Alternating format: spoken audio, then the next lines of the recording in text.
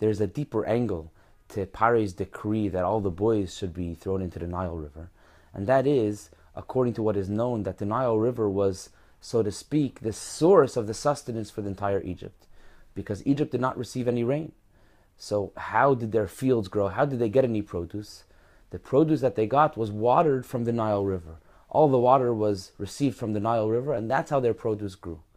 And therefore, Pari was sort of hinting to the Egyptians that the boys have to be taught that the main thing is the source of Parnasa, the source of their sustenance. If the source of the sustenance is the Nile River, that is the main that should be the main focus of their life. And of course, we know from a Yiddish perspective that this is not true. We know that Hashem is the source of all sustenance, even though we don't necessarily see it in a revealed manner, but we know that everything comes from Hashem.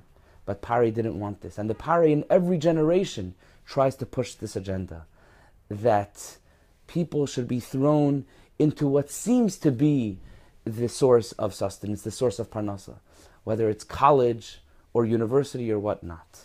But what we have to know is, especially when we are raising young Yiddish children, that we have to bring them up in the spirit of Yiddishkeit, which that is that everything comes from Hashem.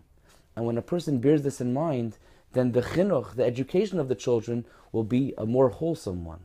The chinuch of the children will revolve around Yiddishkeit, learning Torah, doing mitzvahs, and not worrying about where they will get their parnasa in a revealed manner in the future.